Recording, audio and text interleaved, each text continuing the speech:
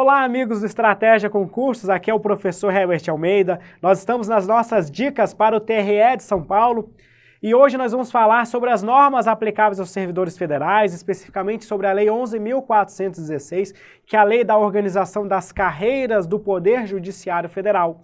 E o nosso tema de hoje, propriamente dito, será sobre o adicional de qualificação.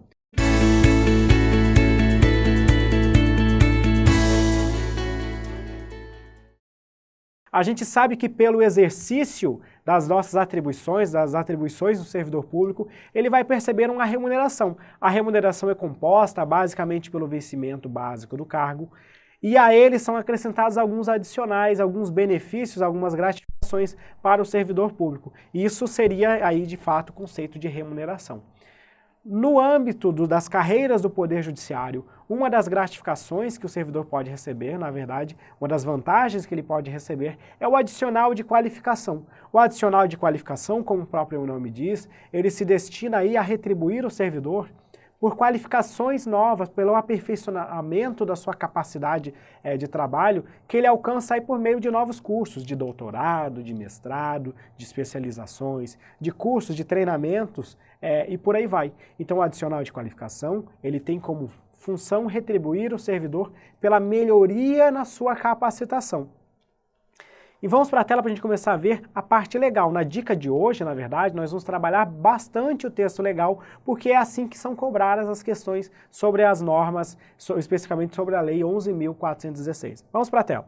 Então, o adicional de qualificação previsto na Lei 11.416 é o nosso tema de hoje. O artigo 14 da Lei 11.416, que foi recentemente alterado pela Lei 13.317 de 2016, ela vai nos dizer o seguinte: é instituído o adicional de qualificação, o AQ, destinado aos servidores das carreiras dos quadros do pessoal do Poder Judiciário, em razão de conhecimentos adicionais adquiridas em ações de treinamento, em títulos, diplomas, ou ainda certificados de curso de pós-graduação, seja em sentido amplo ou estrito, então eu tenho aqui tanto o mestrado quanto a especialização propriamente dita, em áreas de interesse dos órgãos do Poder Judiciário a serem estabelecidas em regulamento. Veja que não é qualquer tipo de capacitação que pode ensejar o pagamento do adicional de qualificação, mas somente aqueles conhecimentos que são relacionados aí, são áreas de interesse dos órgãos do Poder Judiciário. Voltando para a tela. O adicional previsto nesse artigo, o adicional de qualificação, ele não será concedido quando o curso constituir um requisito para o ingresso no cargo. Então, se a gente tratar especificamente, a gente vai ver que recentemente foi adicionado e foi previsto o adicional de qualificação ao servidor que estiver no cargo de técnico e que concluir um curso superior. Veja que para ocupar um cargo de técnico, eu preciso ter apenas o nível médio. Então, o novo curso superior, na verdade, o curso superior que essa pessoa concluir ou que ela já tiver, ela vai ensejar o pagamento do adicional de qualificação justamente porque esse curso superior não é requisito para ingresso no cargo. Por outro lado, quando eu tenho que ter um curso, um treinamento, uma especialização específica para poder ingressar na carreira, como requisito para poder passar no concurso público e tomar posse, nessa situação eu não posso receber um adicional de qualificação, porque aqui estou meramente cumprindo o requisito, eu não tenho uma qualificação nova. Volta para a tela.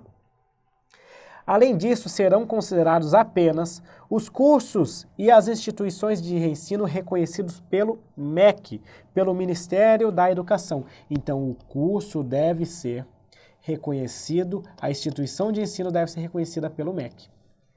Serão admitidos cursos de pós-graduação lato sensu, que são as nossas especializações, com duração mínima de 360 horas. O adicional será considerado no cálculo dos proventos e das pensões, aqui é quando o servidor passa a inatividade ou quando alguém passa a receber a pensão em virtude do falecimento do servidor. O adicional será considerado no cálculo dos proventos e pensões somente se o título ou diploma forem anteriores à data da inativação. exceto do cômputo do disposto no inciso 5 do artigo 15. Aqui a gente vai ver que são treinamentos mais curtos e logo na próxima página nós vamos falar sobre esse inciso 5 do artigo 15. Isso quer dizer que, na verdade, em regra, os adicionais, o adicional de qualificação, o que ensejou o pagamento dele, vai ser considerado lá no pagamento dos proventos ou das pensões do servidor inativo ou do seu respectivo pensionista, salvo do artigo 15, inciso 5, que trata de treinamentos mais curtos, acima de 120 horas, mas são treinamentos mais pontuais e nós já vamos entender o porquê. Voltando para a tela. E a novidade aqui é que esse adicional ele também é devido ao técnico judiciário que seja portador de diploma de nível superior. Aqui lembrando que para o ingresso no cargo de técnico judiciário, eu preciso de nível médio, de nível intermediário, eu preciso do meu 2º grau, né? Então, nessa situação, como eu só preciso do nível médio, o diploma de curso superior é um algo a mais, por isso que ele enseja também o pagamento do adicional de qualificação. E avançando, o artigo 15, ele vai dizer que o adicional de qualificação incide sobre o vencimento básico do servidor da seguinte forma. O pessoal sempre me pergunta, professor, eu preciso decorar esses percentuais? Precisa sim. Algumas questões vão justamente nesses percentuais, ainda mais provas da FCC. Então eu tenho 12,5% quando eu tiver um curso de doutorado, eu terei 10% quando for um título de mestre, 7,5% quando for um certificado de especialização. Então eu tenho doutorado, mestrado e especialização. Eu vou pular para o inciso 6 e vou colocar aqui 5% para aquele técnico judiciário que for portador de um diploma de curso superior. Então eu tenho 12,5%, eu tenho 10%, eu tenho 7,5% e eu tenho 5%. Para você poder memorizar, é só você ir descendo aqui de 2,5% e 2,5% conforme a espécie de título. Exceto para o inciso 5, que é justamente aquele que não entra no cálculo dos proventos ou de pensões, que é um adicional de 1% ao servidor que possuir um conjunto de ações de treinamentos que totalize pelo menos 120 horas, observado o máximo de 3%. Então, se o servidor fizer vários conjuntos de treinamento, ele pode chegar, por exemplo, a ter mais do que 360 horas. Nessa situação, ele receberia 3%. Então, para cada conjunto de treinamento de até 120 horas, o servidor poderá receber até 1%, limitado a 3%. E volta para a tela.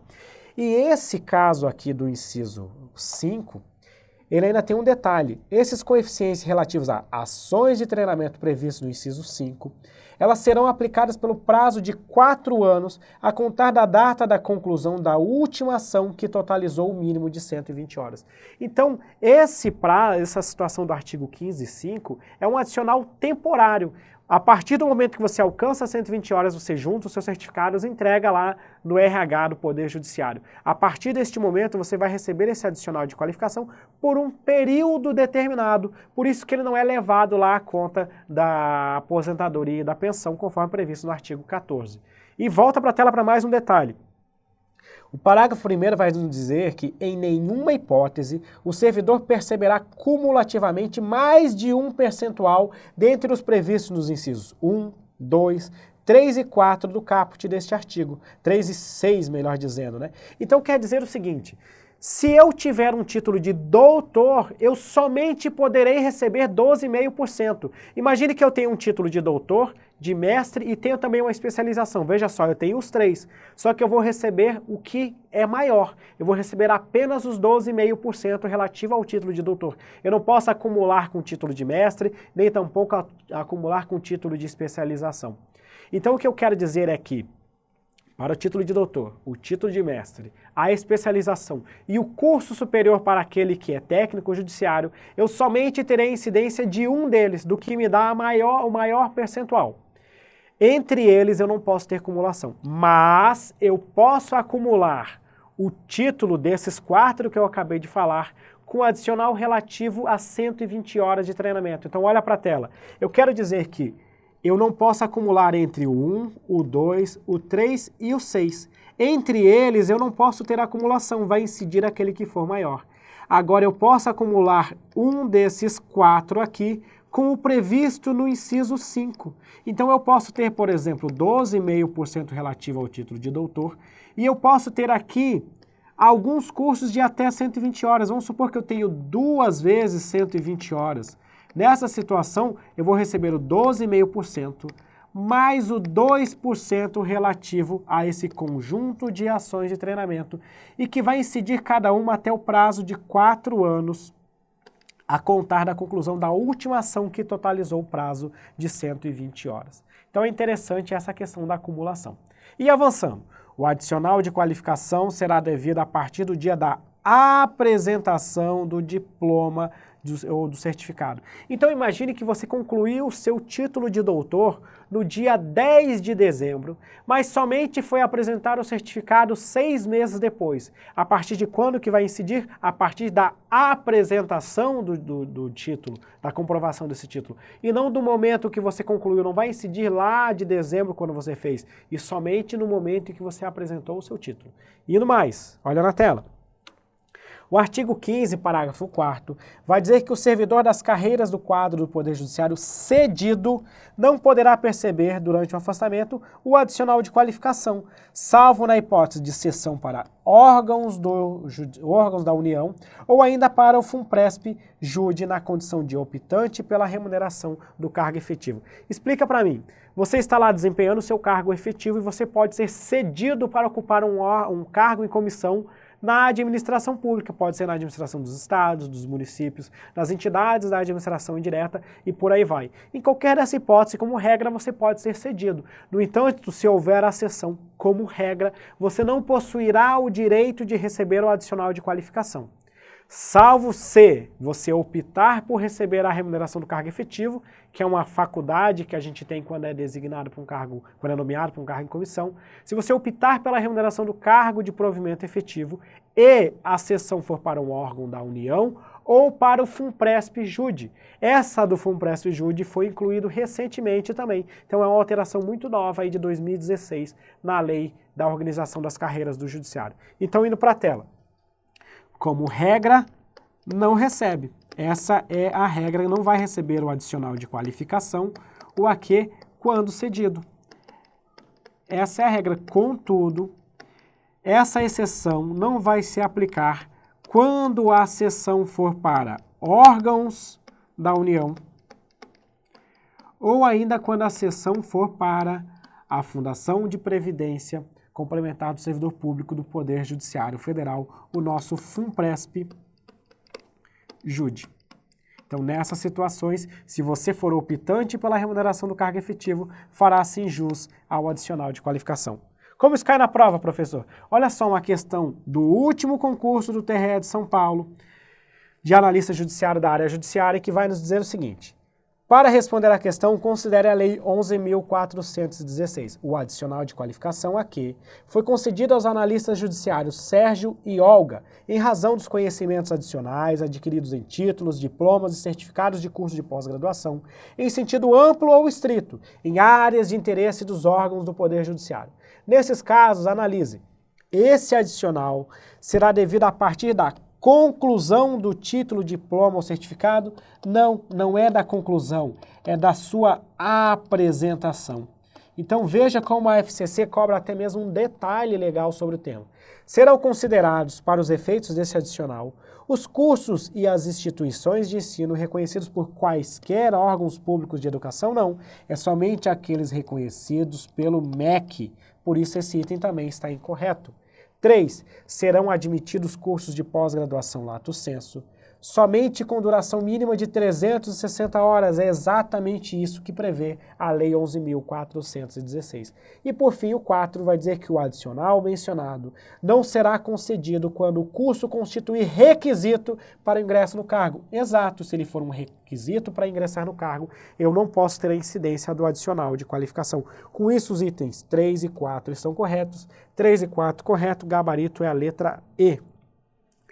Pessoal, com isso a gente termina aí de ver o adicional de qualificação. Não deixe de fazer uma leitura seca, uma leitura literal da Lei 11.416. Acompanhe também os nossos cursos, que a gente tenta trazer esse assunto sempre de forma mais palatável aí, para você ter um bom resultado na sua prova. Se gostou do vídeo, clique em curtir. Não gostou, clique em descurtir. Deixe o seu comentário, que a gente está sempre atento aqui para dar o melhor retorno para você e te facilitar o seu caminho rumo à aprovação.